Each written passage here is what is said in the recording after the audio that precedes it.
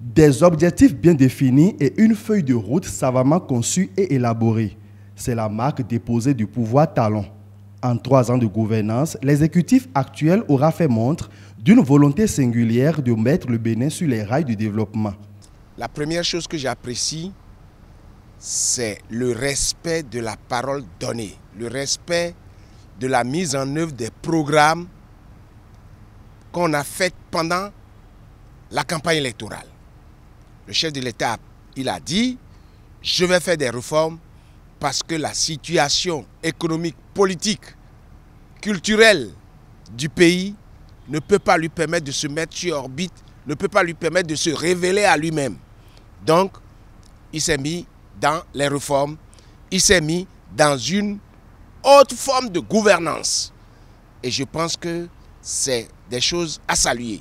C'est un monsieur qui agit dans le cadre de l'assainissement des finances publiques, qui agit dans le sens du respect de la parole donnée, dans le silence, mais dans l'efficacité. Pour le redressement de l'économie, vous voyez comment l'économie béninoise a commencé par bien supporter. Il est vrai, comme l'argent sale ne circule plus comme par le passé, comme les gens n'avaient plus la possibilité de voler impunément, il y a une certaine chaleur financière chez des gens fainéants, des gens parasites qui ne faisaient rien, mais qui s'enrichissaient. Donnez-moi un seul exemple d'un travailleur qui n'a jamais manqué de salaire. Le gouvernement a aussi surfé sur la lutte contre l'impunité et la corruption, véritable gangrène qui entrave le développement du pays. Un chapelet d'actions conforte cet engagement à décourager à jamais les prévaricateurs de l'économie nationale. Cette lutte n'est point sélective. C'est encore frais dans la mémoire collective le limogeage du tonitruant préfet du littoral et celui du ministre d'Assigli de la décentralisation. Tous deux trempés dans une affaire de bradage de domaine public. Il y a eu également la création de la CRIET, Cour de répression des infractions économiques et du terrorisme. Cette cour pénale spéciale à compétence nationale aura eu le mérite de connaître, par exemple, du dossier ICC Service, un vaste réseau d'escroqueries piloté par des demi-lettrés qui ont entraîné tout un peuple dans la gadoue. La satisfaction des victimes que je représente, c'est d'abord que le procès ait pu tenir. La satisfaction des victimes, c'est qu'une décision de condamnation a été prise, c'est-à-dire de déclaration de culpabilité. On a admis qu'il s'est passé quelque chose de pas normal.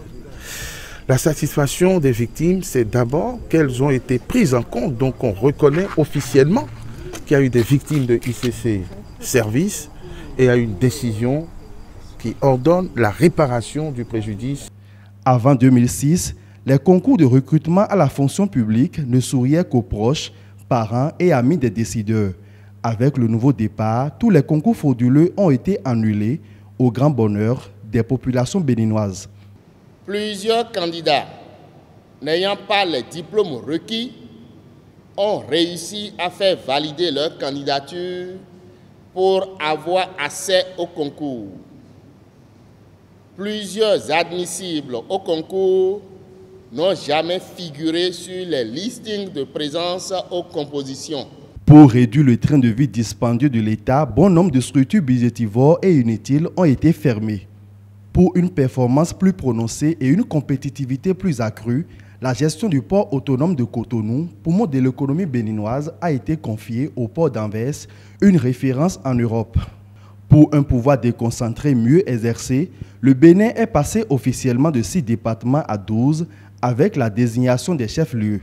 La création de la police républicaine, fusion de l'ex-police nationale et de l'ex-gendarmerie nationale a renforcé la politique de sécurisation du pays. Gouverner, c'est prévoir, dans le but d'avoir une puissante et fiable base de données biométriques qui renseigne efficacement sur les citoyens. Le RAVIP, recensement administratif à vocation d'identification de la population, a été organisé. Quant au microcrédit nouvelle génération, il a été lancé pour faire le lit à une réelle autonomisation de la femme béninoise. Longtemps asphyxié par les grèves perlées, le secteur éducatif en a été pratiquement délivré. Désormais, pas plus de 10 jours de débrayage par an. Le droit de grève a été également encadré dans les secteurs de la justice et de la santé. Véritable problème de santé publique, le commerce illicite de faux médicaments a connu son déclin, avec la mise aux arrêts des barons de la mafia et la réglementation du secteur. Toujours pour préserver la santé des populations et garantir l'accès de tous à des soins de qualité, le gouvernement a mis fin à la bivalence des praticiens hospitaliers.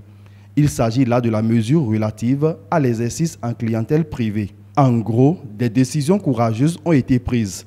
De grands pas ont été faits, de grands actes ont été posés pour étiqueter le Bénin comme un pays modèle.